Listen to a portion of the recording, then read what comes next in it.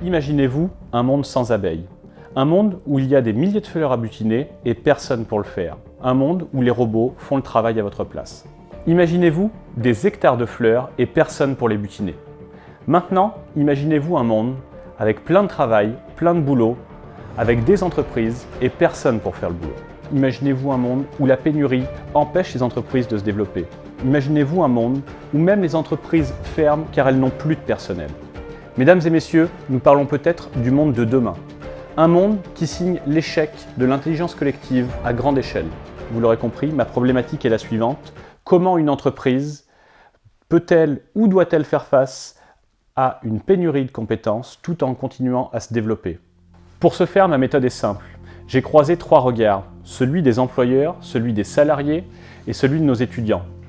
À cela, j'ai superposé tous les facteurs possibles, directs ou indirects, qui vont influer sur l'emploi en France. Et si j'étais employeur en 2019, quelles seraient mes aspirations et quelles seraient mes problématiques par rapport à l'emploi?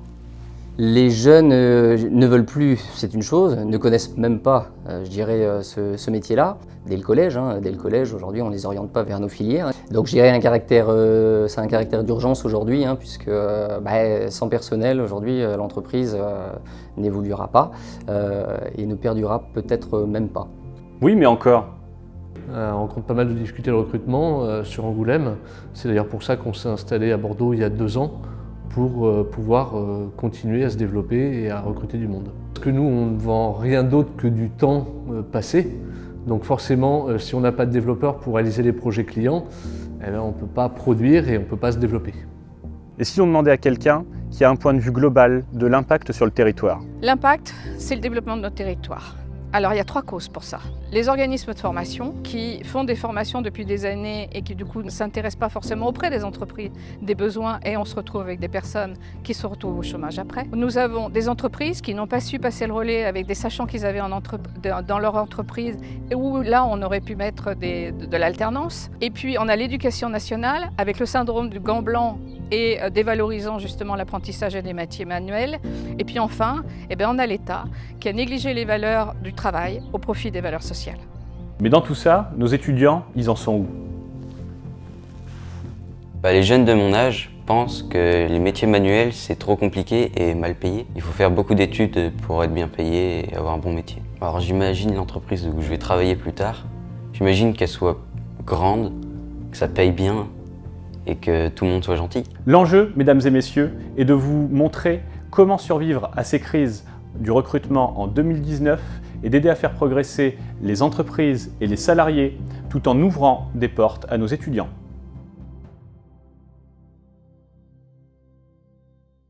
Bonjour à toutes et à tous, bienvenue à cette table ronde, deuxième conférence de ce Forum Emploi, Forum de recrutement Direction Emploi. Nous allons aborder ensemble ce matin, dans l'heure et demie qui se présente devant nous, les nouvelles réalités du travail, avec l'ambition de répondre à vos problématiques ou aux questions que vous pouvez peut-être vous poser. C'est comment être mieux recruté et comment être mieux recrutable. Pour parler du marché de l'emploi, je vous propose d'accueillir avec moi celui que vous venez de voir il y a quelques instants dans la vidéo, qui s'appelle Julien Roton. Julien, merci de me rejoindre, qui est responsable des ressources humaines chez Cheval Arias, l'entreprise Cheval Arias. Vous pouvez l'applaudir quand même. Alors, c'est difficile le matin de se mettre en route, mais voilà. Merci Julien. Bien Julien, on va regarder ensemble, si tu veux bien, cette réalité du monde du travail rapidement, parce qu'on ne va pas tomber dans le paradoxe des chiffres, on va dire, mais avec le comité pro, vous avez choisi de mettre en évidence la synthèse de ton travail. Tu as fait une thèse sur le monde du travail, sur l'emploi, en intégrant 4 parties prenantes. Tout à fait, oui. Donc la première, qui est le besoin, donc Pôle emploi, avec quelques chiffres qui pourront intéresser ce matin. Donc c'est des chiffres sur N-1, 2 600 000 projets, 1 700 000 emplois fixes, 900 000 emplois en fait dits saisonniers et à peu près 1 million d'emplois qui sont non qualifiés. Donc tout ce qu'on va appeler employés libre-service, restauration, etc., etc.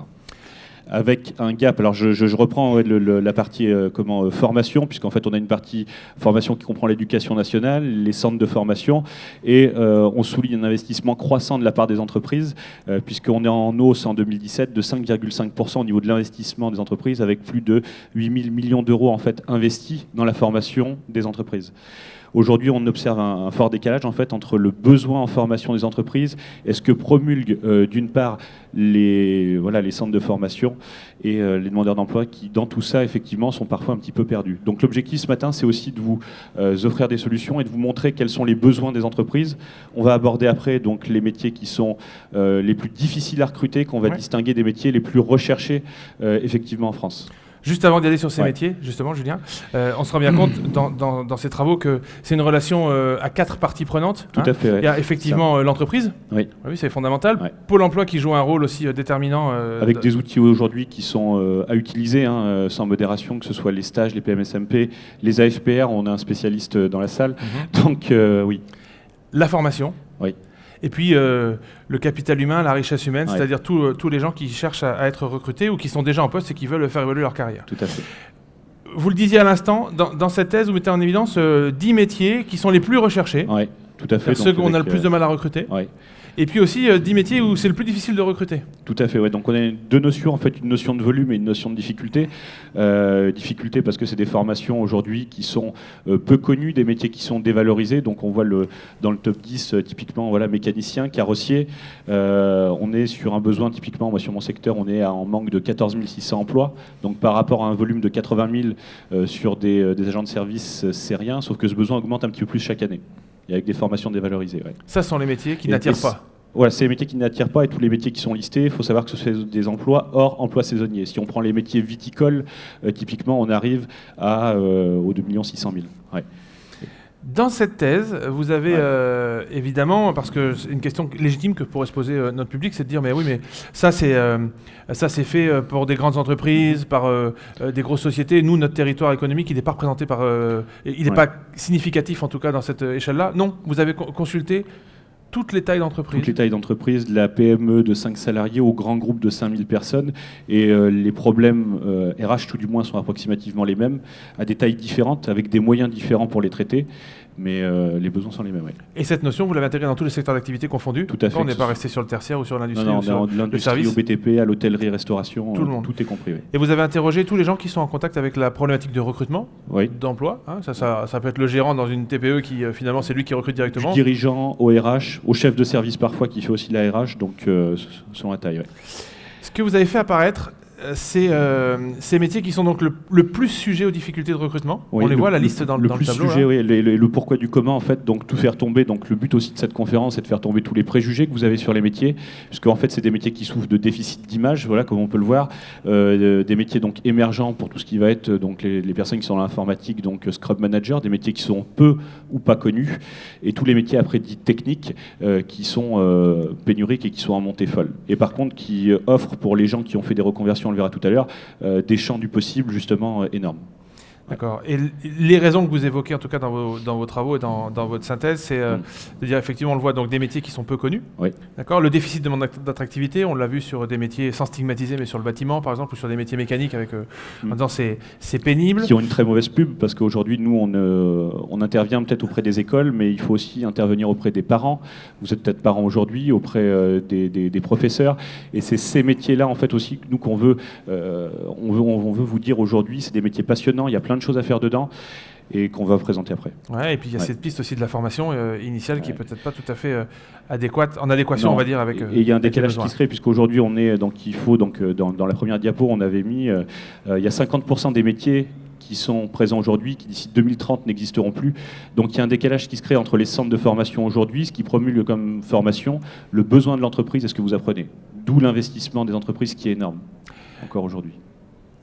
On voit à l'écran actuellement ce qui, selon les employeurs, ça c'est important, ce qui va les rendre séduisants. C'est-à-dire quels sont les arguments qu'ils mettent en avant finalement pour attirer les candidats chez eux. Alors les employeurs sont conscients, je veux dire aujourd'hui ce qui rend séduisant c'est la QVT, l'intérêt au travail. Donc, la QVT c'est la qualité de vie au travail. Voilà, bien sûr. L'intérêt pour le métier, la passion, et on a des solutions mises en place pour pallier à ça qui sont du court terme ou du moyen terme, puisqu'on va faire appel à de la cooptation, à du recrutement. Voilà. Ok. Ce qui est intéressant dans ce qu'on voit maintenant à l'écran, c'est quand on interroge les étudiants qui sont finalement les employables, les recrutables de demain, on met en évidence que pour 46% d'entre eux, ils vont choisir un métier par passion. Oui, ils veulent faire un métier par passion. Et là aussi, on a une autre problématique, ça soulève une problématique, parce qu'aujourd'hui, on dit faites un métier par passion, et pour faire un métier par passion, forcément, vous allez faire des études, vous allez chercher, donc dans la thèse, il y a une étude, un bac+3, un bac+5, voire au-dessus, et on constate qu'il y a une reconversion des bac+5 qui est à hauteur de 14%, 2 ans après le bac+5, et un changement au niveau des métiers à 80%, 2 mois après le premier métier, ce qui est juste énorme, et en termes de perte d'argent pour la globalité et de temps, c'est catastrophique. Donc, cette thèse, elle s'appuie sur des enquêtes, beaucoup de Des questionnaires, enquêtes, beaucoup d'analyses. ouais. Et vous mettez en évidence, quand vous interrogez les étudiants Oui. d'aujourd'hui, en disant que si on cumule la notion d'environnement de travail et d'intérêt, passion pour le métier, Oui. ça représente plus de 50% des Oui. critères de choix, en fait. C'est-à-dire Tout à que fait, ça pèse à plus de 50% dans la balance pour dire je vais aller sur tel ou tel métier, tel Oui. emploi. La qualité de vie, enfin l'environnement et la passion. Oui, tout à fait. Ok. On va voir si la salle réagit dans ce sens-là ou pas, on va voir ce qu'ils en pensent. Et puis ce qui est intéressant, c'est que vous avez aussi demandé aux étudiants quels sont les secteurs où vous n'aimeriez pas travailler. Ben, bien sûr, et c'est les secteurs les plus pénuriques et qui continuent à être en pénurie. Donc on va tomber sur, bien sûr, l'industrie, l'hôtellerie-restauration, le BTP, voilà, donc les grands classiques malheureusement, et l'écart se creuse et continue à se creuser. On l'a évoqué tout à l'heure, il y a le déficit d'image dans Ouais. certains secteurs. On Ouais. a des secteurs, on en parlera dans quelques instants, avec Ouais. le bâtiment notamment qui communique, et ils viendront nous présenter, qui communique sur ce sujet-là pour combler ce déficit d'image.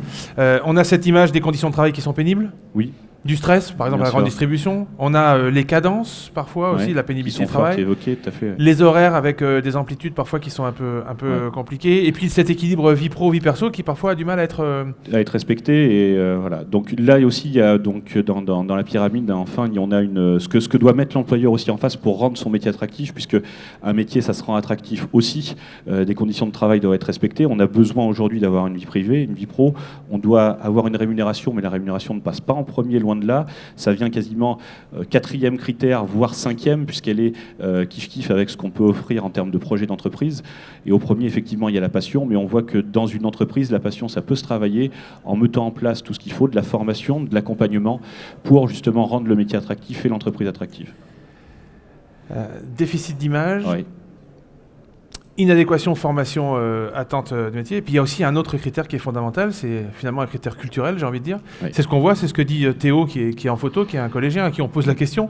Et qui, Théo, dit moi on m'a dit tous ceux qui ont des bonnes notes seront orientés vers des filières générales. Tout à fait. D'accord. Donc déjà la Alors, mécanique, le bâtiment, nous- tout ça, c'est que si t'es pas bon, quoi. C'est exactement Il faut ça. casser ça aujourd'hui, Alors, d'accord. nous, on le subit à notre échelle en entreprise aujourd'hui. Donc, nous, on a 6 concessions donc, de machinistes de matériel agricole.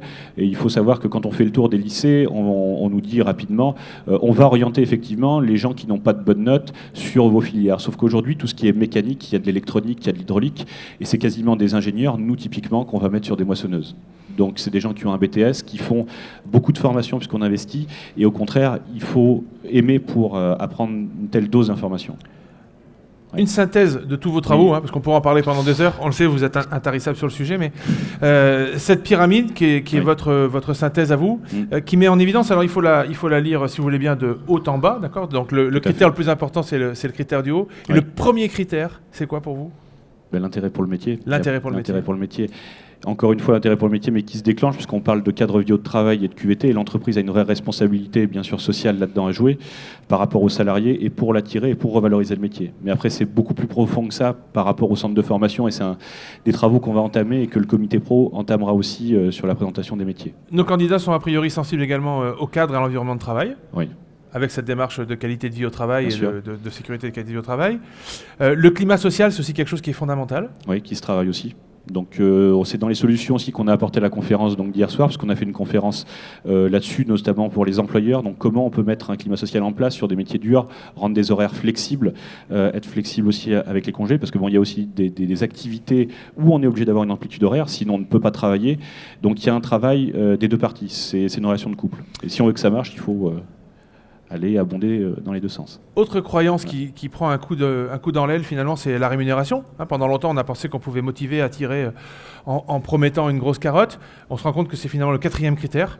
Aujourd'hui, on peut entendre, si tu me donnes un mi-temps, je viens chez toi. C'est pas anodin. Parce que certaines personnes veulent consacrer plus de vie à un cadre personnel, une adaptation aux enfants, donc c'est pas le premier critère aujourd'hui. Et puis enfin, ce qui est important aussi, c'est la perspective ou la culture d'entreprise et le projet d'entreprise, d'accord, qui doit être visible, lisible finalement par les candidats et par les recrutés. Et le management aussi, donc qui intervient là-dedans, puisqu'on est sur un management aujourd'hui horizontal, sur les entreprises aujourd'hui qui ont réussi à fidéliser leurs partenaires. Donc on n'est plus sur du management vertical, on est un management transverse avec des fonctions support qui vont amener chacun dans leur domaine d'activité les personnes vers l'objectif. Avec le comité pro, vous travaillez régulièrement, vous vous réunissez et vous essayez justement d'identifier des solutions. Ouais. et votre volonté, c'est de partager aujourd'hui tout ça. Vous avez construit ce petit cercle vertueux ou vicieux, encore une fois, on le disait hier soir, on peut le prendre dans le sens où on veut, mais qui serait le cycle de vie finalement dans le recrutement. Il faudrait trouver des candidats, donc, puis savoir les attirer quand on est entrepreneur, les intégrer, les garder et sortir. Et si je suis candidat, je peux le lire aussi, c'est qu'il faut que je sois trouvable finalement, faut que je sois attirant aussi, que je participe moi aussi à l'intégration, il n'y a pas que l'entreprise. Que je me forme, que je m'engage en intégration, absolument. Que je fasse aussi ce qu'il faut pour rester, pour garder et pour être fidélisé. Et puis si ça se passe mal, on l'a vu aussi hier soir, on en a parlé, des fois il faut savoir se dire au revoir. On appelle l'offboarding, effectivement. L'offboarding, alors la sortie ou le débarquement, enfin on voit ça comme on veut, mais en tout cas, c'est pas aussi une action anodine et c'est quelque chose qui doit être fait parce que chialé, il faut qu'il y ait du process à l'entrée et à la sortie, il faut que les choses se passent bien. Si on veut déclencher de la cooptation par des collaborateurs, si on veut garder une marque employeur qui soit saine, il faut effectivement travailler et l'intégration et la sortie. Et le constat qu'on faisait aussi hier soir, c'était de dire que je peux quitter une entreprise aujourd'hui et y revenir dans 2 ans. Ça peut être ça. Merci pour cet état de fait et ce constat. Ce que je vous propose, Julien, c'est de rester avec moi.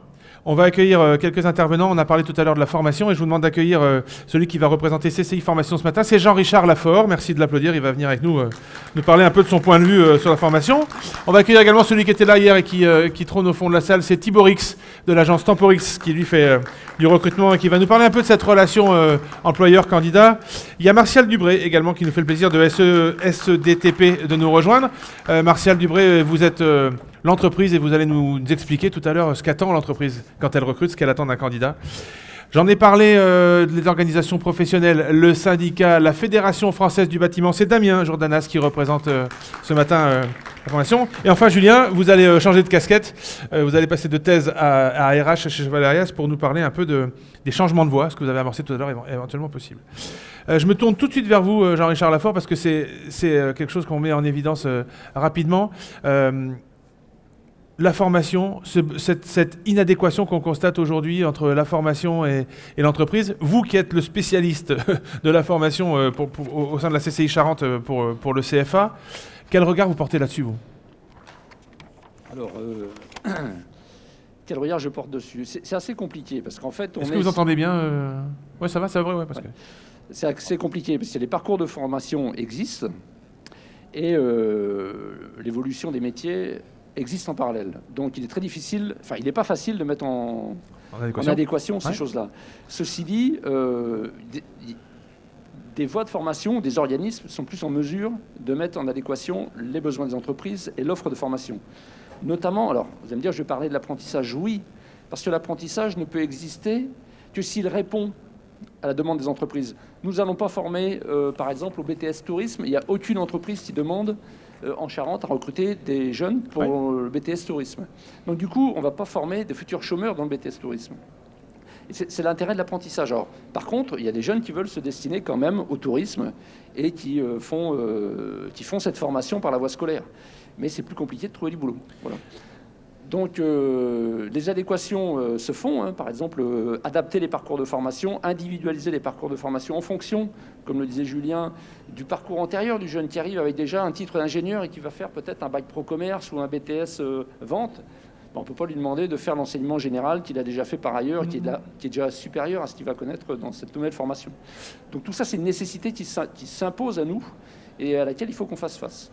On a quand même une bonne nouvelle, c'est que sur le territoire, il y a plus 5% d'apprentis chez vous cette année, sur la rentrée, donc ça c'est quand même une bonne nouvelle. Ça veut dire que les entreprises répondent, ça veut dire que c'est une voie qui est valorisée et qui surtout est positive et permet de déboucher souvent sur de l'emploi, parce qu'on est dans l'immersion, donc ça permet de voir tout de suite si on y est ou si on n'y est pas. Est-ce que, moi j'ai envie de vous poser une question, on est là pour tout se dire, donc on va se gratter. Est-ce qu'il y a encore des formations aujourd'hui dans lesquelles il ne faut plus aller, quoi ? Ça, je ne peux pas me permettre de le dire, parce que... Quand je parle des formations, je parle bien comment dire, moi, je pense qu'il y a des formations du métier, du secteur, quoi, du domaine d'activité. Il y a des formations dans lesquelles il ne faut pas aller, si on n'a pas identifié le métier qu'on voulait faire. Très clairement. Ok. Je prends le tir à l'arc. Si je prends les gens dans la salle, je leur donne un arc et une flèche. Première question qu'ils vont tous me poser, mais attendez, monsieur Lafort, vous êtes bien gentil, elle est où la cible? Et ils auront raison. Et choisir sa formation, c'est la même chose. C'est-à-dire, quel métier je veux faire, quelle est ma cible, quelle flèche je prends, c'est-à-dire quelle formation je prends pour atteindre cette cible-là. Est-ce que je prends un bac commerce, un BTS, titre d'ingénieur, d'accord? Et ensuite, quel arc je prends? Est-ce que je prends la voie de l'apprentissage? Est-ce que je prends la voie étudiante? Est-ce que je prends la voie scolaire? Ça dépend. Pour une même formation, il peut y avoir plusieurs arcs. Il y a des jeunes qui se sentent à l'aise pour affronter l'apprentissage, d'autres qui préfèrent la voie étudiante, d'autres qui... Et puis il y a des formations qui ne se font que dans une seule voie. Voilà. Donc c'est très complexe, mais notre accompagnement, il est là-dessus. Il est justement à aider les gens, les jeunes et les moins jeunes, à faire le choix de la cible. C'est-à-dire, c'est bien cette cible que vous voulez? Ouais. Alors maintenant, voilà les flèches qui existent et voilà les arcs. Qu'est-ce que vous voulez prendre? Ça, c'est le... Si j'ai un conseil à vous donner, prenez le temps d'identifier votre cible et de choisir à la fois l'arc et les flèches. On va faire un tour de piste rapide, et puis ce qui m'intéresse ce matin, c'est qu'on donne la parole finalement aux gens qui sont là, et qu'on aille voir un peu ce qui, eux, les questionnent. Thibaurix, je me tourne vers vous, parce que vous êtes l'interface, vous êtes le tampon entre l'entreprise et les candidats finalement. Oui, un peu le... Ça marche ça? Ouais, ça marche. Un peu le mythique de l'emploi, oui. Le mythique de l'emploi, c'est vous, ok. On met en contact une offre et une demande. Ouais. D'accord. À mon époque, mythique c'était rose, pas bleu, mais enfin bon, c'est... ok, donc vous êtes le mythique de l'emploi. Donc ça veut dire que vous, même question, c'est quel regard vous portez finalement sur les candidats qui viennent aujourd'hui, qui disent voilà, je cherche un boulot. La relation candidat-entreprise, elle se positionne à quel niveau aujourd'hui? Je rejoins un peu ce qui a été dit juste avant. Je pense qu'il y a une notion de rapport au temps qui est juste importante. C'est-à-dire que les candidats aujourd'hui, et notamment les nouvelles générations, ont peut-être une difficulté sans en être parfaitement conscients, c'est qu'ils sont dans un rapport au temps qui n'a strictement rien à voir avec le monde du travail aujourd'hui. Et le monde du travail doit aussi évoluer dans ce rapport au temps, mais pour autant, ils ne sont pas sur la même longueur d'onde. Et ça veut dire qu'un candidat aujourd'hui, il est plutôt dans une démarche. Et plus il est jeune, et plus c'est le cas, quand il fait partie de ces jeunes nouvelles générations, même si on peut avoir 25, 30 ou 35 ans, on fait partie de ces nouvelles générations, et on a donc un rapport au temps qui n'est pas le même. Et donc, parce que ce n'est pas le même rapport, on a un besoin d'immédiateté que les entreprises n'ont pas. Et les candidats ont du mal à se projeter dans le temps. Et c'est ce qui fait qu'aujourd'hui, nous, ce qu'on voit, c'est que les candidats, aujourd'hui, prennent des décisions pour maintenant. Et le moyen terme ou le long terme, ils n'arrivent pas à se projeter. Ça rejoint la question de la formation. C'est-à-dire que la question de la formation, c'est juste capital. C'est juste de dire... Quels moyens je me donne et est-ce que c'est vraiment le métier que j'ai envie de faire? Est-ce que je me projette dans ce métier? Si demain je ne me projette pas dans ce métier, pourquoi je fais cette formation? La problématique qu'on a, c'est que les candidats aujourd'hui, influencés ou pas influencés, de bonne foi ou pas de bonne foi, si j'ose dire, en conscience ou de manière inconsciente, prennent des décisions qui sont des décisions un peu à l'emporte-pièce à l'instant T. Et ils ne se projettent pas sur le long terme. Et ils ont cette difficulté-là par rapport aux entreprises qui, elles, sont obligées de fonctionner avec une anticipation et avec une visibilité dans le temps qui est beaucoup plus longue. Il y a déjà là, une première chose, ça ne matche pas entre les deux. Ou c'est difficile de matcher entre les deux. Et je pense que c'est le cas dans la formation, je pense que c'est le cas dans la manière de chercher du travail, je pense que c'est le cas dans la manière de se positionner dans une entreprise. On parlait hier de la question de l'intégration et pourquoi effectivement des candidats pouvaient mettre fin à des périodes d'essai très rapidement. C'est juste parce qu'il y a des choses qui ne leur conviennent pas à l'instant T, qu'ils ne se donnent pas forcément toujours les moyens d'attendre et d'aller voir plus loin et d'aller voir ce qui va se passer derrière. C'était mieux avant, hein, c'est une phrase qu'on entend, qu'on peut mettre à toutes les sauces. Est-ce que vous avez l'impression que ces candidats d'aujourd'hui, alors pas forcément les candidats qui ont, on va dire, les nouveaux entrants sur le marché du travail, est-ce qu'ils se sentent stigmatisés par les générations d'avant? Est-ce que cette intergénérationnalité-là, est-ce qu'elle est fluide ou est-ce qu'elle n'est pas fluide du tout? C'est très paradoxal. Oui, j'ai l'impression qu'ils se sentent clairement stigmatisés parce que oui, les entreprises stigmatisent ces candidats, mais il ne faut pas oublier non plus une chose, c'est que les candidats eux-mêmes stigmatisent les entreprises.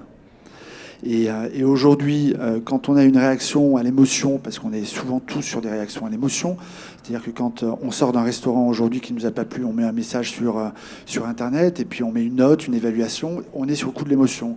On sort de chez un employeur, on fait la même chose. Donc on n'est pas forcément dans des démarches, alors je dirais pas réfléchies, mais je dirais peut-être un petit peu plus emportées que ce qu'on pouvait faire auparavant, parce qu'auparavant, eh bien, pour mettre en place une action, elle n'était pas dans l'immédiateté. Il fallait qu'on rentre chez soi, qu'on prenne un papier, un crayon, qu'on écrive quelque chose et qu'on envoie un courrier quelque part pour éventuellement faire une remarque. Là, aujourd'hui, ça se fait immédiatement. Donc les candidats sont aussi dans cette démarche de stigmatisation des entreprises. Et je pense que cette stigmatisation qui existe entre ces deux parties, employeurs, entreprises et candidats, c'est juste le reflet d'une incompréhension. C'est deux mondes qui se découvrent, qui ne se comprennent pas toujours. Et quand on ne comprend pas, on stigmatise. On le voit sur plein d'autres sujets. Hein. Quand on ne comprend pas, quand on ne connaît pas l'autre, on stigmatise. Donc les candidats le font, peut-être même autant que les entreprises. D'accord. On gagnerait peut-être, candidat ou entreprise, à être un tout petit peu plus à l'écoute finalement l'un du de l'autre. besoin et de l'autre. C'est très clair. Et ça fluidifie. C'est très clair. Et c'est d'autant plus le cas qu'il y a un changement de fonctionnement qui s'est opéré ces 20 dernières années. Avant, une entreprise offrait un poste, mettait une annonce. C'était déjà énorme. C'était déjà énorme de proposer un boulot. Et donc, il y avait les candidats qui venaient, qui se proposaient. Là, aujourd'hui, le pouvoir est clairement renversé. Et les candidats le savent. Certains en abusent, d'autres n'en sont pas forcément conscients. Mais aujourd'hui, c'est plus au candidat d'abattre son jeu de cartes, c'est à l'entreprise de l'abattre. C'est avant que je te dise oui pour me marier avec toi en CDI, montre-moi ce que tu me proposes et viens me convaincre. C'est la position dans laquelle le candidat se positionne aujourd'hui. Donc c'est peut-être aussi, Antoine le disait hier dans la conférence, les employeurs ont peut-être par moment exagéré d'une position par rapport aux candidats en étant un petit peu strict, un peu ferme, et puis un peu fermé surtout par rapport aux attentes des candidats. Mais maintenant, j'ai tendance à penser que les candidats leur rendent bien et rendent bien ça aux entreprises. Mais maintenant, c'est eux qui imposent un petit peu le rythme et leur point de vue. Et effectivement, ce que disait Julien, les candidats aujourd'hui ont un rapport au travail qui n'est pas le même, que ce soit par rapport au temps, que ce soit par rapport à l'équilibre de vie entre vie perso et vie pro. Et donc, effectivement, ils imposent beaucoup plus facilement, parce qu'il y a une rareté de la candidature et peut-être un déficit de formation, ils imposent beaucoup plus facilement aux employeurs leurs attentes. Alors, et ça pose une difficulté. On va leur demander aux employeurs. On a la chance d'avoir avec nous ce matin Martial Dubré. Vous êtes le chef du centre EFAGE Route, spécialiste des routes en Charente depuis 15 ans. Vous avez toujours évolué, vous avez grandi dans le TP, j'ai envie de dire, et dans la spécialité route depuis 30 ans. Vous êtes accessoirement, vous êtes quand même le président du syndicat des entreprises des travaux publics de Charente, donc ça veut dire que vous avez quand même un sacré regard sur l'emploi et l'employabilité par rapport à votre métier. En tant qu'entreprise, vous, aujourd'hui, qu'est-ce que vous attendez quand vous recrutez? Qu'est-ce que vous attendez d'un candidat quand vous recrutez? Je dirais que naïvement, l'entrepreneur qui recrute, il va vouloir la perle rare. Mais malgré tout, il va falloir passer par des étapes successives. Notamment, ça commence par lui, et ce que disait Thibaut tout à l'heure, c'est d'avoir une définition claire de ce qu'il recherche dans son annonce, dans sa demande, que ce soit sur des plateformes, dans les agences d'intérim, à Pôle emploi, sur plein de critères, pour ne pas se tromper de personnes et d'amener un maximum de gens vers ce qu'il a besoin. Inévitablement, le dialogue va s'instaurer et le candidat va devoir se présenter correctement, être précis, à l'heure. Mais je dirais qu'après, il faut qu'il y ait un échange qui ne soit pas un monologue de l'employeur. Il faut qu'il y ait un échange avec le candidat sur la fonction, le poste qu'il a à pourvoir, éventuellement casser tout ce qui peut être contraignant, les horaires, parler des horaires, parler de plein de choses, s'il y a des déplacements. Il faut qu'il y ait un dialogue qui s'inscrive vraiment dans la recherche de l'un et de l'autre. Finalement, on répondrait un peu à ce que disait Thiborix à l'instant, c'est-à-dire qu'on est dans l'immédiateté de l'information, c'est-à-dire qu'il ne faut rien se cacher, quoi. Non, il faudrait que tout le monde s'écoute bien. Il ne faut pas que le candidat qui arrive soit juste un nom dans un organigramme qui manque actuellement, mais qu'on ne balaye pas tous les sujets et qu'on ne s'oriente pas vers une durabilité de son poste à pourvoir. J'ai entendu aussi quand même que vous attendiez de la part du candidat qu'il soit aussi transparent, lui, sur ses intentions, son projet, ses envies. Plein de choses. Ouais. On dit plus savoir se vendre, mais au moins parler de son métier. 4 lignes ou 5 lignes sur un CV, ça, bien sûr, ça dresse le cadre. Mais après, il a parlé de son expérience, de ce qu'il a vécu, points positifs et négatifs. Il faut tout mettre sur la table.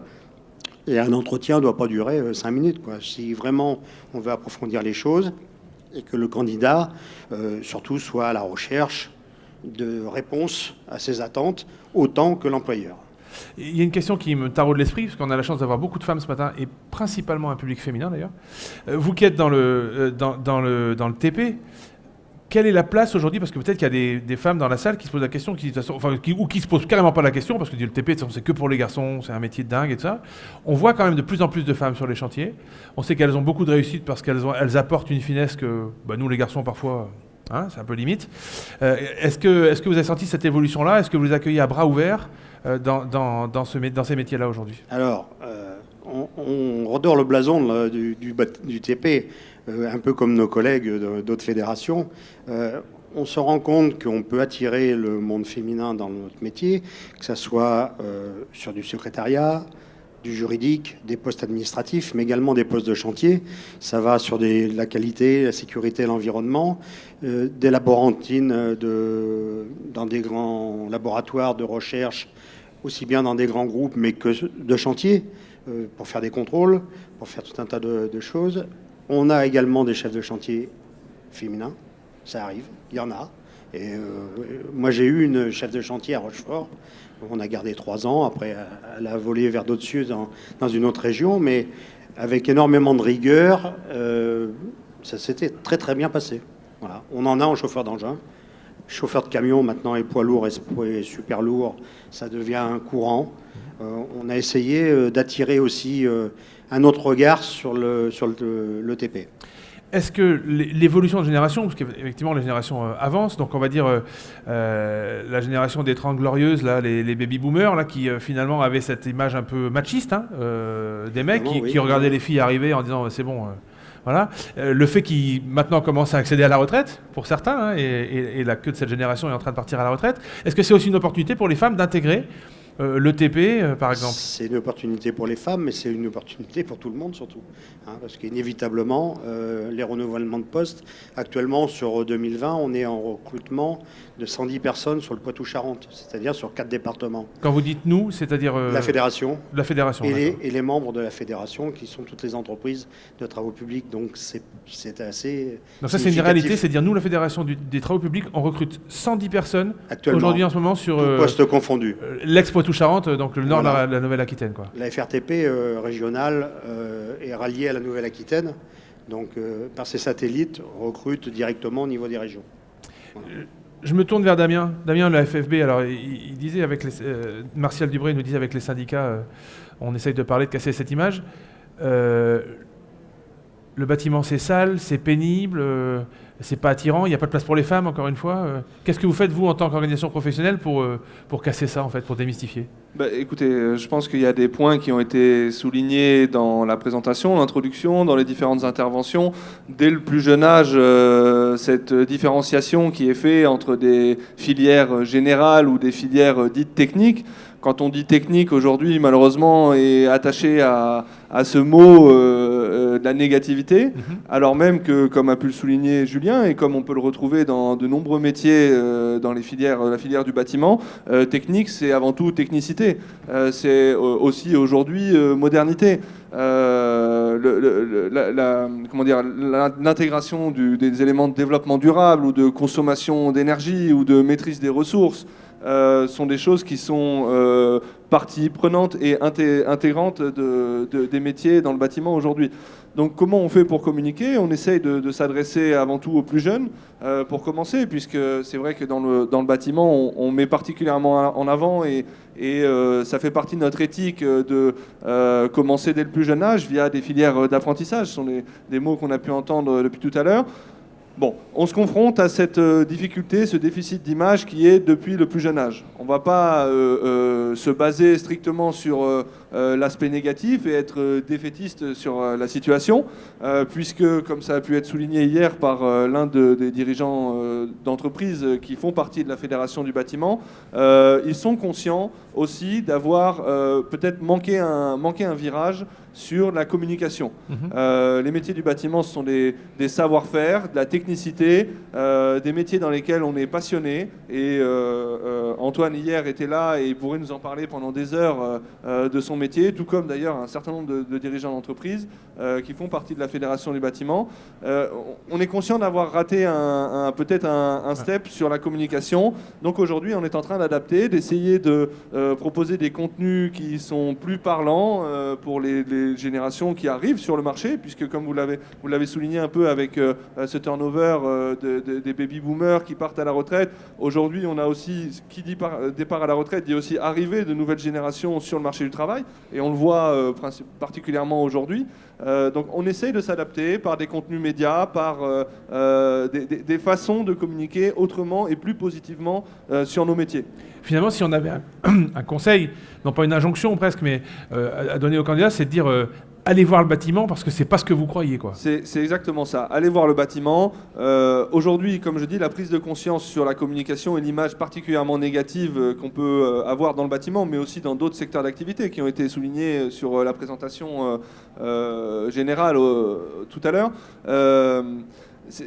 Comment dire, on est conscient qu'il y a une problématique de communication, mais on est conscient qu'il y a aussi une problématique peut-être de disponibilité pour mettre en avant ces savoir-faire. Et la disponibilité, elle commence par exemple par une phrase assez simple: venez, poussez la porte des entreprises, venez poser des questions, venez découvrir les métiers, et vous trouverez en face de vous des dirigeants d'entreprise qui ont passé ce step dans leur tête et qui sont prêts à mettre en place des solutions très concrètes, des PMSMP, donc des fameuses périodes de mise en situation professionnelle qui sont via le Pôle emploi, qui permettent sur une semaine de venir découvrir un métier, de venir découvrir un secteur, pour le candidat comme pour l'entreprise.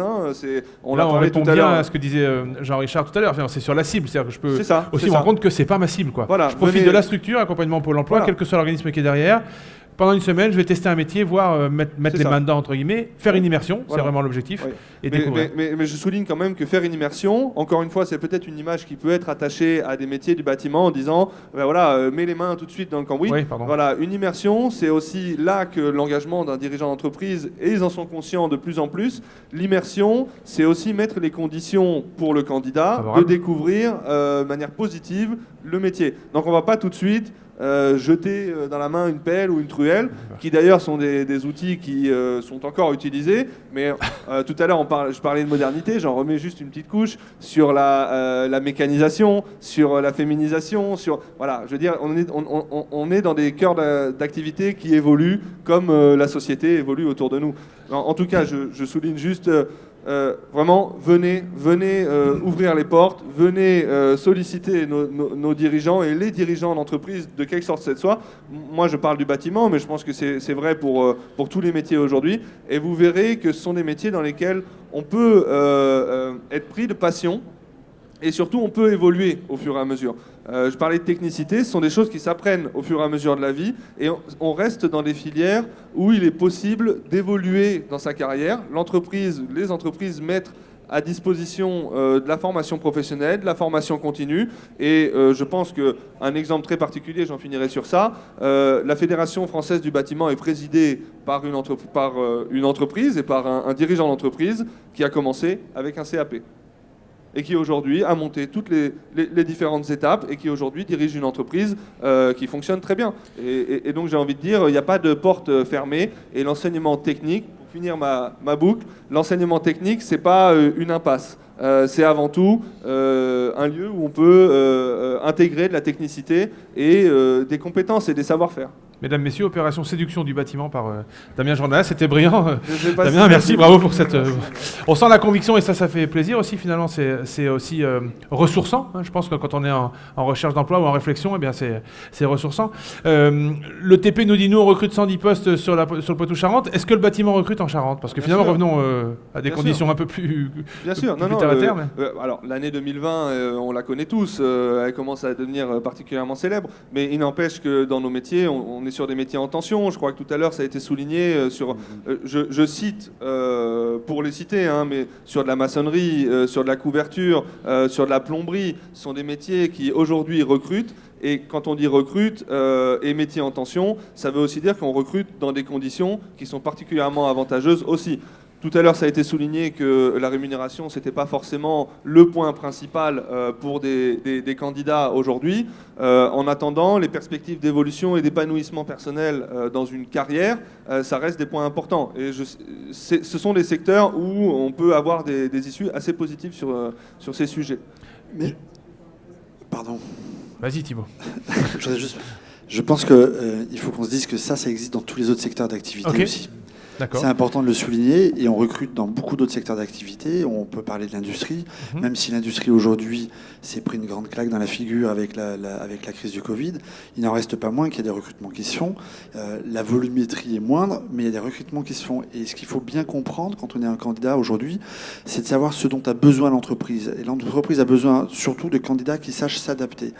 Et s'adapter notamment à des situations de crise comme on est en train de traverser.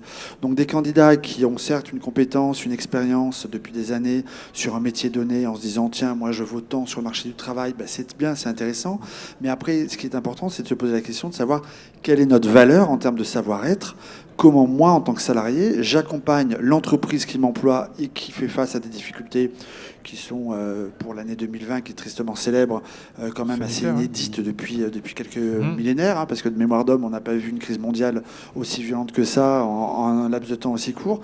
Donc comment moi en tant que salarié je mets mes compétences à disposition par un savoir-être qui fait que je comprends les attentes de mon entreprise. Donc ayez de la souplesse quand on est salarié, quand on est candidat, essayez de vous adapter, arrêtons de stigmatiser à penser que les chefs d'entreprise qui ont tout mis sur la table quelquefois et peuvent se retrouver facilement à poil pour plein de choses. Alors, la question, c'est pas de les plaindre, mais c'est de les comprendre. Si on doit comprendre les salariés doivent comprendre aussi inversement.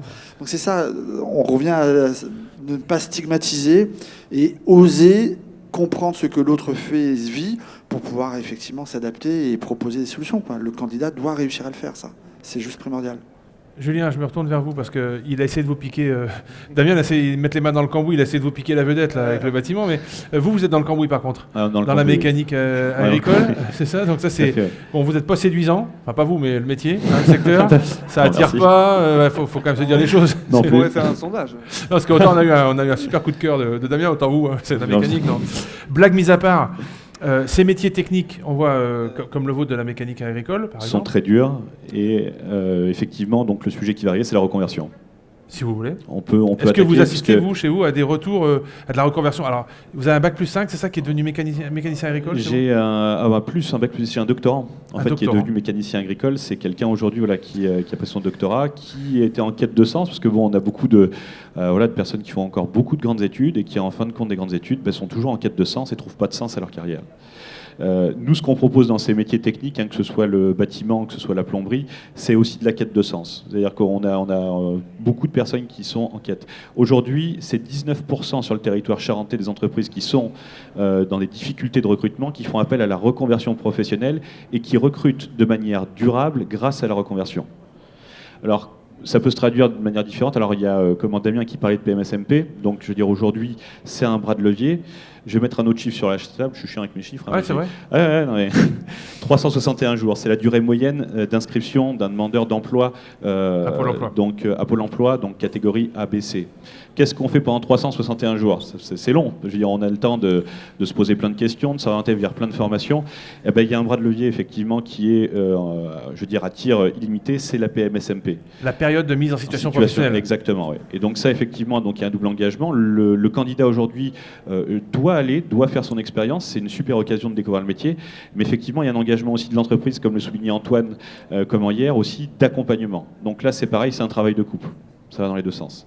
Et oui, la reconversion, c'est un bras de levier et il y a Pôle emploi aujourd'hui qui a des super outils pour aller sur ces champs-là. On parlait d'écoute des besoins des uns des autres, des parties prenantes. Ouais. Et vous dites aujourd'hui, il n'y a pas de de honte, finalement, à se dire j'étais docteur en chimie et je peux m'orienter vers la mécanique, j'étais commercial, je peux m'orienter vers un métier technique, je peux embrasser une carrière dans le TP, je peux devenir plombier parce qu'il y a une carence, même si je viens pas du tout de là, j'étais cuisinier. Bon, ils ont aussi besoin de travail. Bac plus 5, marketing, devient élagueur au lendemain, ça c'est déjà vu.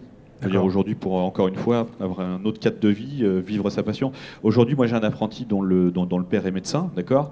Je veux dire, et bravo au papa, parce que je veux dire aujourd'hui, il a écouté son fils en disant, je veux faire de la mécanique, ok, super. Donc on a rencontré la famille, on a montré le lieu de travail, mais je veux dire, ça c'est anecdotique, mais il faudrait que ça se passe, mais beaucoup plus de fois. Il faudrait que les gens viennent en entreprise, les parents viennent en entreprise. Ouais. J'assistais à une discussion hier soir avec je ne vais pas le citer, mais avec quelqu'un qui dirige un centre de formation dans le bâtiment et sa femme lui disait mais c'est dommage que tu n'aies pas de monde quand même, vous recrutez, le bâtiment recrute et il lui dit t'aimerais que notre fils devienne maçon? Et il dit j'ai eu un silence au téléphone. Et il dit malgré moi, pourtant je prêche ça, mais il y a encore cette culture-là. Et c'est ce que vous faites ce matin, merci, de casser ça et d'accompagner finalement pour casser ces croyances, de dire c'est plus ce que c'était quoi. Jean-Richard, vous avez envie de dire un truc vous? Oui, je voulais juste te dire, on parle de la période de mise en situation en milieu professionnel. On parle beaucoup de Pôle emploi, mais ça existe aussi, alors parce qu'ici on a des gens plutôt adultes, mais qui sont aussi parents. Ouais. Il faut savoir que vos enfants, dès qu'ils ont 14 ans, qu'ils sont en 4e ou en 3e, juste au bac, voire après, ils peuvent faire sur les périodes de vacances scolaires, à chaque période, il y en a 5 dans l'année, au maximum 5 jours de stage découverte. D'accord ? C'est pas l'éducation nationale. La loi vous le permet. Les conventions sont à retirer auprès de nous, chambre de commerce ou chambre de métier. Et c'est très souple. Ils peuvent faire 5 fois un jour dans 5 métiers différents. D'accord ? Il n'y a pas de rapport à faire, il n'y a pas de présentation à faire. C'est très simple. Et les entreprises sont friandes de jeunes qui viennent découvrir les métiers, parce qu'en intégrant une entreprise comme celle de Chevalerias, on peut voir bien sûr la mécanique, mais on peut aussi voir la comptabilité, on peut voir le management. Donc du coup, c'est très riche. Donc sachez que pour les adultes, il y a des stages à travers Pôle emploi, mais pour les jeunes aussi, il y a des stages qui sont possibles et dont l'éducation nationale ne vous parlera malheureusement pas. Il vous parle que du stage obligatoire dans le parcours de 3e. Mais pour les jeunes qui ont 14 ans, à partir de la 4e, jusqu'à la fin du bac, pour ceux qui font un bac général où il n'y a aucune période de stage, ils ont la possibilité, la loi leur permet depuis 2011, de faire des stages à chaque période de bac. Ça fait 25 jours par an. Donc là, il y a une opportunité pour finalement découvrir la passion. Il y a des jeunes en souffrance, en seconde, en première, même en terminale, qui sont dans un parcours de formation bac général et qui se disent mais à la fin je vais faire quoi? Mais ça les aide, parfois ils se réorientent, mais ils se réorientent parce qu'ils trouvent du sens, ils se disent non ça y est, maintenant je sais le métier que je vais faire, et ça change tout, les résultats scolaires, les appréciations, elles changent du tout au tout. Voilà. Damien, vous voulez dire quelque chose? Oui, non, je voulais pas rebondir, mais souligner ce que vient de dire Jean-Richard. C'est, je le disais tout à l'heure, on pâtit de cette image négative dès le plus jeune âge, c'est vraiment dommage, et ce type d'initiative, ça peut réouvrir ou en tout cas redonner la possibilité d'avoir des velléités de trouver quelque chose qui fait sens et qui plaît tout simplement, puisqu'on s'épanouit quand on se plaît dans son travail. Et c'est très bien souligné. Voilà, je voulais merci, encore plus appuyer. Merci pour à tous les 5 pour vos interventions et pour vos apports. On a la chance d'avoir quelqu'un du bâtiment qui fait Monsieur Loyal. Merci Antoine de diffuser le micro. Maintenant, ce qui nous intéresse, c'est d'avoir vraiment votre avis. Allez titiller, posez des questions à nos intervenants. Bonjour, donc moi je suis Nathalie Talbot, donc je suis chargée de mission RH chez Lippi et je voulais un peu rebondir sur ce que tu viens de dire. Moi j'ai eu un jeune qui s'est présenté donc l'année dernière, il avait 15 ans, donc il sortait de l'école de 3e et il voulait faire un CAP soudeur. Donc je trouve que comme c'est un métier en pénurie, donc c'était très bien. Par contre moi j'ai eu un petit peu peur qu'à 15 ans justement il aille vers une voie qu'il ne connaissait pas, parce qu'il n'avait pas fait de stage dans ce domaine. Et justement, on est passé par la CCI pour faire 5 jours en immersion pour confirmer sa voie. Et donc, je trouve que c'est un levier que les jeunes ne connaissent pas, parce que ce jeune-là ne connaissait pas. Et ça a permis de rassurer tout le monde. Et actuellement, il est dans notre entreprise en tant qu'apprenti soudeur. Et ça se passe merveilleusement bien. Mais moi, en tout cas, mon inquiétude en tant que maman, c'était qu'il se trompe de voie et qu'il s'en aperçoive peut-être en octobre-novembre et qu'après qu'il soit obligé de rechanger de voie en catastrophe. Donc c'est vrai qu'il y a beaucoup de choses qui existent, aussi bien pour les jeunes, et on ne connaît pas, et également pour pour les moins jeunes qui ont envie de changer de voie, parce que on peut aussi avoir cette envie. Et je trouve que ce nom barbare, la PSMMP, là où je ne sais plus... PMSP. C'est vrai, cette période de mise en situation professionnelle. Donc, oui.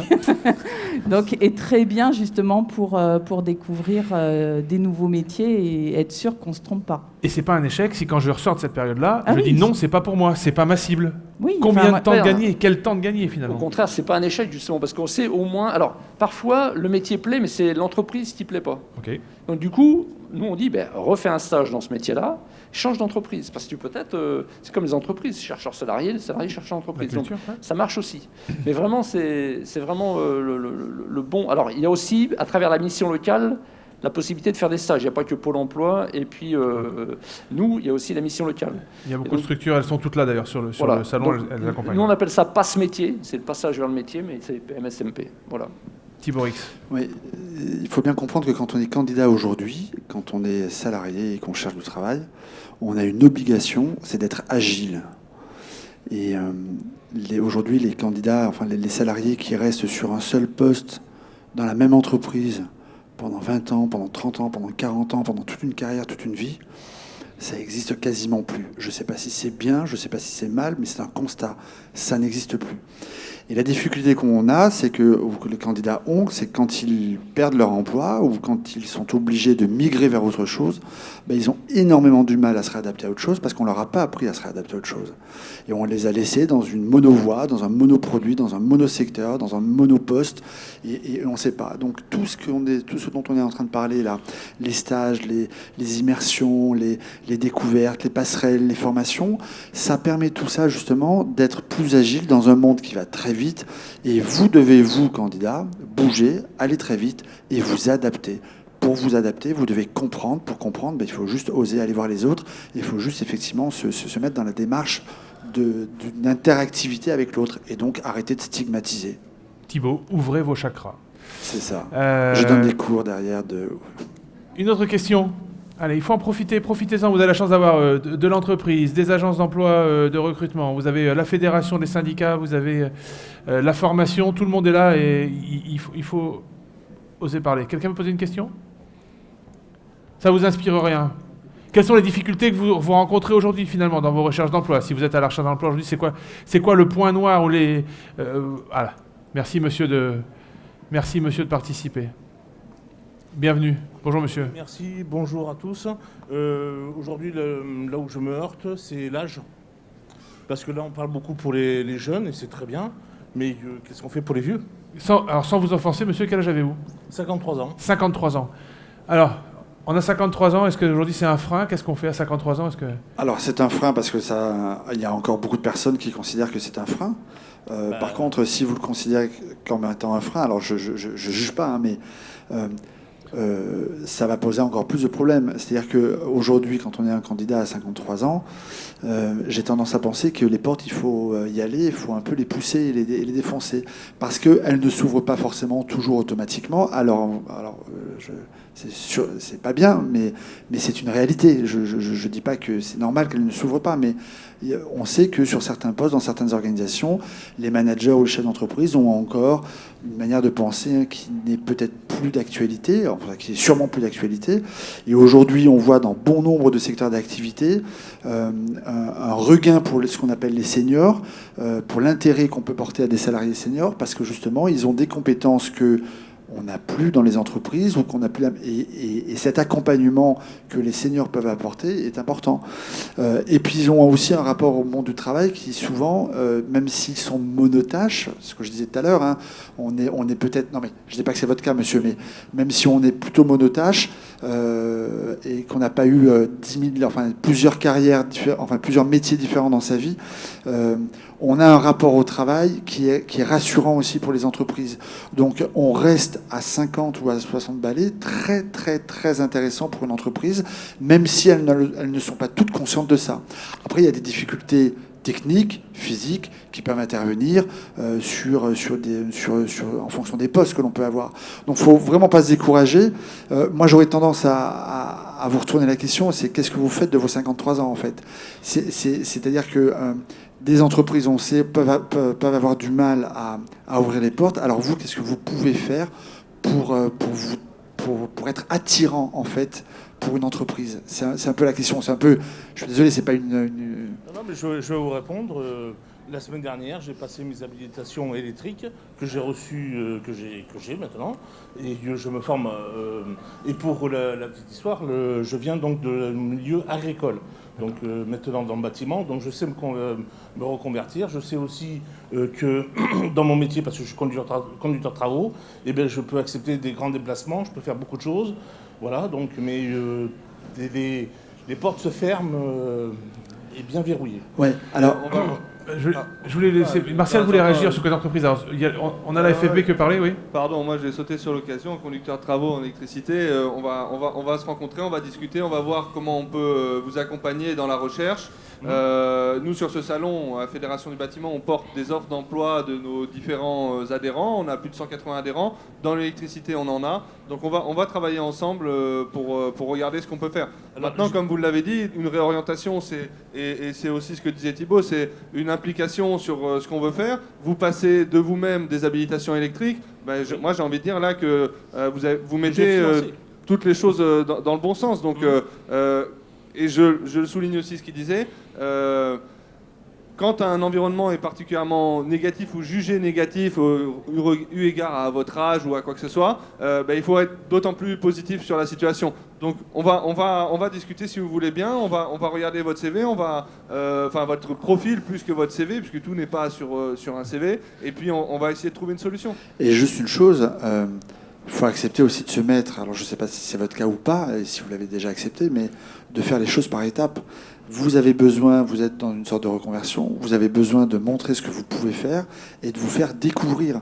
Donc montrez-vous, soyez attirant pour l'entreprise et soyez prêts peut-être à y aller par étapes. C'est accepter des postes qui peuvent être des missions, que ce soit de l'intérim, du CDD ou autre chose. Et là, à ce moment-là, automatiquement, ça va matcher à un moment donné. Je ne sais pas ce que vous faites de vos 53 ans, mais en tout cas, je sais que dans l'heure qui suit, vous avez rendez-vous sur le stand de la FFB avec Damien Jordanas, donc on va tous s'assurer que sur le stand de Temporis. Mes 53 ans sont bien occupés. Ouais.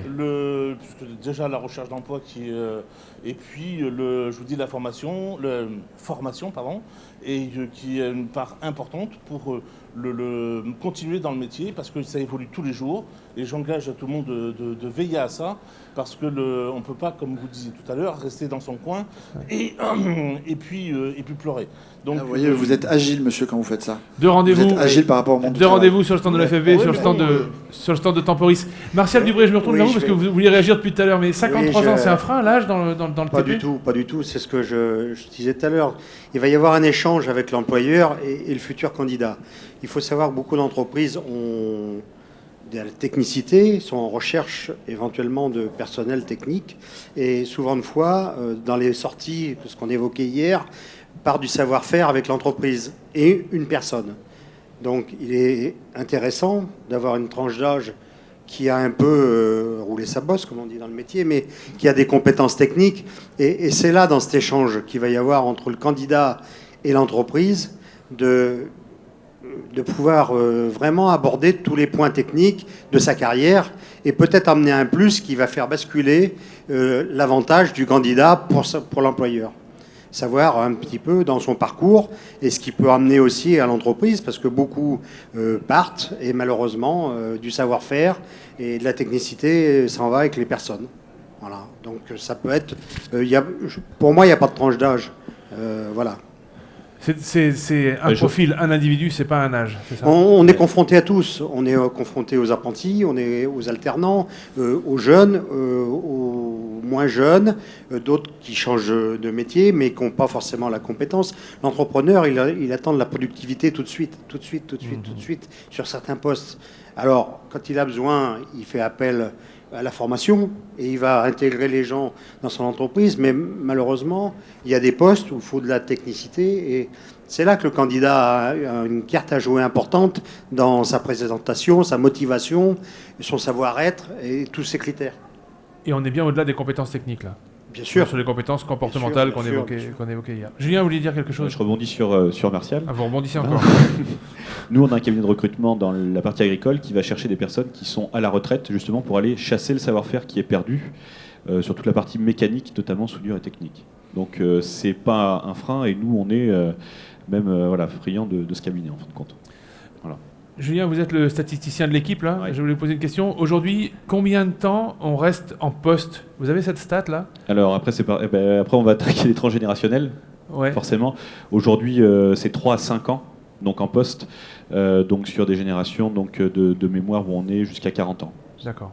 Donc ça veut dire que finalement, quand j'ai 53 ans, qu'il me reste encore 10 ans à travailler, j'ai presque changer faire deux entreprises, deux postes, voire 3 fois. Donc aujourd'hui, c'est là aussi où peut-être l'entreprise doit faire un chemin, une évolution, c'est comprendre que les gens ne s'engagent plus, comme on disait, 20 ans, 30 ans, 40 ans dans l'entreprise, ça bouge. Sachant que selon le secteur d'activité, il y a une capitalisation de richesse qui s'effectue, puisque nous, typiquement, que ce soit du machinisme agricole, du TP, on capitalise en entreprise sur de la formation. On a vu les chiffres tout à l'heure, 8 000 millions d'euros sont investis par les entreprises en formation, et la personne qui part avec un bagage de 5-6 ans sur ces métiers-là, elle vaut de l'or, clairement. 8 000 millions, ça fait 8 milliards d'euros, c'est pas rien. Ça vous aide, monsieur? Vous avez presque un 3e rendez-vous, vous avez vu? Vous allez pouvoir mettre dans la mécanique agricole si vous voulez y retourner. Les rendez-vous, je les cumule. Mais en plus, je fais dans tout la Nouvelle-Aquitaine. Donc je ne reste pas là sur Angoulême pour savoir s'il y a bien quelqu'un qui veut m'embaucher. Donc j'ouvre les portes, sans cesse, je me déplace, je vois des gens alors qu'ils sont intéressés par mon profil, parce que j'ai un profil intéressant, je le sais, parce que je suis extrêmement polyvalent dans le bâtiment, et c'est pour ça que l'année dernière j'ai fait un chantier en panneaux photovoltaïques, donc qui n'a rien à voir donc avec la construction de maisons individuelles par exemple, et que je sais m'adapter par rapport à un chantier ou autre. Mais de là, c'est pas suffisant, puisque je suis à la recherche d'emploi. Et ça fait combien de temps que vous cherchez, monsieur? Depuis février.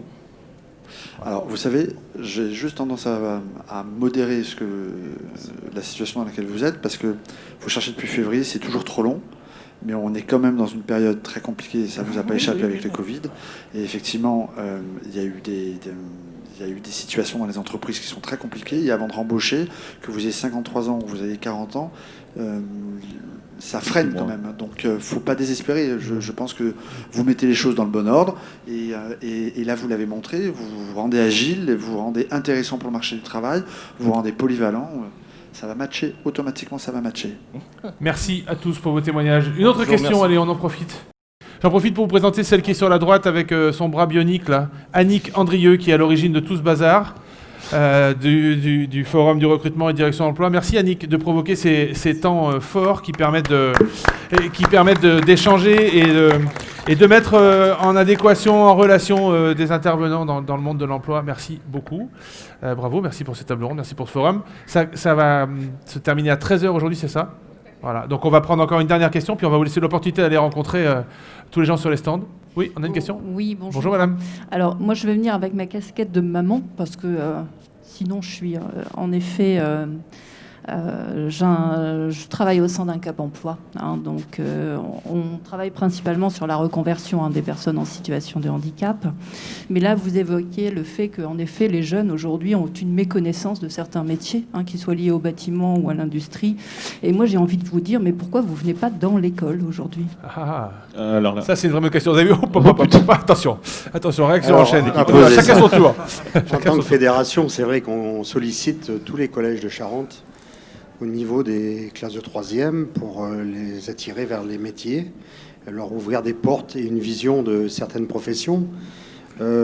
Encore une fois, sur l'ensemble des collèges de Charente l'année dernière, 4 collèges, 4 proviseurs ont répondu à la Fédération des travaux publics pour qu'ils puissent intervenir.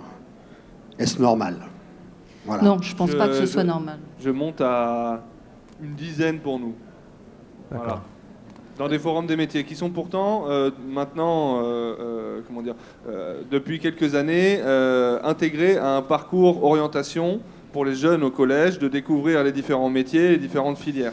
Donc ça serait légitime qu'on puisse y participer. Cette année, avant la Covid, puisqu'il faut féminiser la chose, c'est comme ça qu'elle s'appelle, cette année, j'ai dû participer peut-être à 4 ou 5 forums des métiers.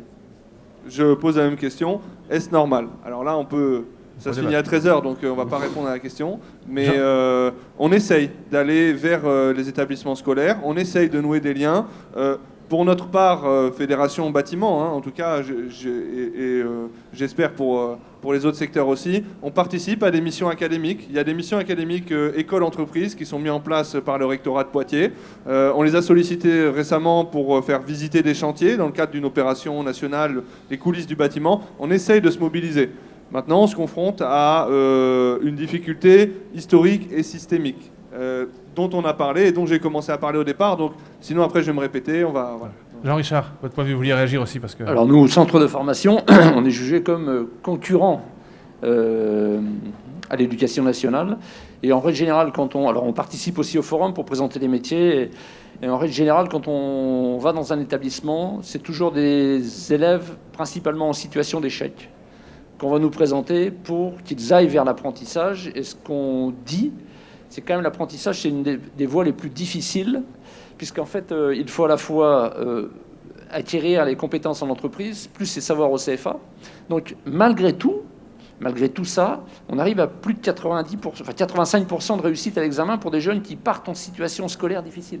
Donc, c'est-à-dire qu'à la fois, l'entreprise est formatrice, le centre aussi, mais on a des verrous qui existent et qu'on n'arrive pas à faire sauter pour présenter les métiers, pour laisser aux jeunes la capacité de choisir par eux-mêmes et de décider par eux-mêmes de leur avenir. Un jeune qui vient en apprentissage chez nous avec 15 de moyenne, il reçoit des coups de fil, et on le sait, ils nous le disent. Mais pourquoi ils nous appellent? Pour nous dire, mais n'allez pas en apprentissage, faites pas ça, vous faites une bêtise. Mais il y a des jeunes qui refusent, qui disent, non, c'est le métier que je veux faire, je veux être imprimeur, je veux être mécano, et ça marche. Et ça marche, et les entreprises se battent pour le recruter, parce qu'il y a des cas comme ça, on n'en a pas beaucoup. Voilà. Julien, pardon Jean-Richard, vous avez un exemple, Julien, je crois, c'est votre mécano qui est un apprentissage, c'est ça? Oui. Alors moi, je rebondis juste sur Jean-Richard cette fois-ci par rapport au FOF sur lequel on a participé. Je veux dire, au FOF, nous, on avait un stand avec les établissements Boulanger qui sont acteurs économiques importants sur la Charente au niveau agricole. Personne n'est venu nous voir. À midi, j'ai pris mon bâton le pèlerin, j'ai fait le tour de tous les centres de formation en disant, voilà, on vous présente la mécanique agricole et on est obligé de parler chiffres, salaires, puisque pour eux, c'est un métier aussi qui gagne mal, il faut le dire aussi. Et attaquer directement en disant oui, on peut monter à des salaires à 2000 € net, après on peut évoluer sur du 2005, chef d'atelier, parce qu'il faut démystifier. Et quasiment à chaque porte à laquelle je me suis confronté, qu'est-ce qu'ils m'ont dit? Ouais, j'ai des enfants qui sont en échec, on va vous les envoyer. Non, là, t'as pas compris, je vais te réexpliquer, d'accord? Voilà, donc oui, effectivement, on a une politique et en fin de compte, alors bon, avant la Covid, avant que le Covid arrive, on avait pour projet d'amener des bus, en fait, quasiment, nous, sur les concessions pour leur montrer non seulement l'outil de travail et le métier. Parce qu'effectivement, il y a aussi cette image, c'est quoi l'outil de travail agricole? C'est quoi, qu'est-ce qu'ils emploient? Voilà. Je vais passer le micro à Annick parce qu'elle voulait rebondir. Donc il y a quand même des actions. Voilà, il y a quand même des actions qui sont menées, mais on voit qu'il y a quand même une guerre de clochers finalement. C'est le lien qui est très dur à percer entre l'éducation, encore une fois, et nos métiers qui sont techniques. Annick. Oui, mais moi je vais rebondir sur tout le monde. Je suis désolée les garçons. Voilà, pour faire une synthèse, donc le comité pro qui est là présent devant vous, il y en a d'autres qui sont assis dans la salle et dans la salle là-bas. Avec tout ça, on voit qu'on a des parents qui ne savent pas trop vers où amener les enfants. On a des enfants qui sont un peu perdus. On a l'éducation nationale qui les met sur une voie et finalement, c'est pas toujours la leur. Et souvent, les jeunes sont perdus. Et du coup, nous, on avait réfléchi justement à comme c'est difficile d'aller voir les jeunes dans les écoles, comme c'est difficile d'avoir les parents. On avait envisagé, et je dis que ce n'est qu'envisagé, mais on y pense sérieusement de plus en plus avec Julien, à créer les Olympiades des métiers, où justement, ce jour-là, on aurait un lieu unique où les entreprises présentent leur métier et on a les parents qui viennent avec les enfants, on a les écoles qui viennent avec les jeunes. Comme ça, ils voient réellement ce qui peut se passer dans une entreprise. Ils pourront rencontrer les employeurs et ils auront vraiment cette visualisée avec toutes autant les profs que les parents, et du coup, tout le monde aura les enseignements nécessaires pour pouvoir évoluer vers un métier autant en insertion, réinsertion, et les jeunes à l'école. En reconversion aussi, oui. Et en reconversion. Donc rendez-vous en 2021 pour les Olympiades des métiers. On y pense beaucoup, on en parle beaucoup avec Julien, parce qu'à chaque fois qu'il me dit quelque chose, je dis donc les Olympiades, et il me dit oui, tu as raison, les Olympiades. Donc je pense que ça serait le meilleur moyen justement pour que tout le monde ait une vision réelle sur les métiers, surtout les activités qu'on peut avoir sur notre département, et puis accompagner des jeunes sur les trophées des Olympiades des métiers régionales pour les accompagner, pour qu'ils puissent gagner là-bas. Voilà. Donc c'était une idée, on y pense de plus en plus, mais je crois qu'on va mettre ça en place assez rapidement. Merci beaucoup Annick Andrieux. Je vous rappelle, vous êtes l'organisatrice du forum recrutement direction emploi. Tout ça, c'est de votre faute. Merci pour tout ce que vous faites, parce que ça participe aussi à démystifier cette image et à casser ça. Merci Damien d'avoir prêché avec autant de conviction, autant d'énergie, d'avoir porté la parole du bâtiment à travers la Fédération française du bâtiment et de contribuer finalement tous les jours à démystifier la mauvaise image du bâtiment. Merci Thibaut Rix, je le rappelle, vous êtes fondateur, créateur et dirigeant de l'entreprise qui s'appelle Temporis, qui est une agence d'emploi, c'est comme ça qu'on dit, c'est le terme exact à Angoulême. Merci de nous avoir ouvert la voie et éclairé sur arrêter de stigmatiser, mais autant les employeurs que les entreprises, on a tous notre rôle à jouer, et puis si on faisait un petit pas vers l'autre, un peu plus à l'écoute, tiens, il y aurait peut-être plus de guerre, mais surtout on trouverait du travail, on pourrait faire plein de choses, c'est chouette. Merci beaucoup. Merci Martial Dubré, vous êtes le président du syndicat des entreprises des travaux publics, voilà c'est ça, et vous avez, je le rappelle, annoncé 110 postes à pourvoir sur la région Poitou-Charentes, donc sur les 4 départements dans le TP. Donc j'engage toutes les personnes qui sont en recherche d'emploi à vous contacter ou à prendre contact avec le syndicat. Allez voir sur le stand, puisqu'il est là. Sur le stand 54, merci. J'avais pas l'info, merci beaucoup. Merci Jean-Richard Lafort d'avoir représenté le CFA de la Chambre de commerce et d'industrie Charente et la formation, et de voir que la formation bouge et que vous aussi, vous contribuez à votre façon à ouvrir les voies et à ouvrir les chakras, comme dirait Thibaut. Et enfin, merci Julien, l'homme des stats, l'homme de la thèse. Merci de nous avoir posé un contexte finalement factuel, mais aussi d'avoir contribué à travers votre expérience de responsable des ressources humaines dans une entreprise privée du coin, un mini-groupe privé du coin, d'avoir ouvert la voie sur tout ce qui était possible, à la fois en termes de reconversion et de progression dans l'entreprise. Merci à toutes et à tous. Merci de nous avoir rejoints. Il est 11h27 à ma montre. Il vous reste 1h30 pour visiter les stands, tous les stands. Allez postuler, n'hésitez pas. Et encore une fois, posez des questions. Profitez-en. Bonne fin de journée à toutes et à tous. Et merci à Nicolas pour l'animation, parce que sans lui, ça n'aurait pas le même goût. Merci beaucoup à toutes et à tous. Bonne fin de journée.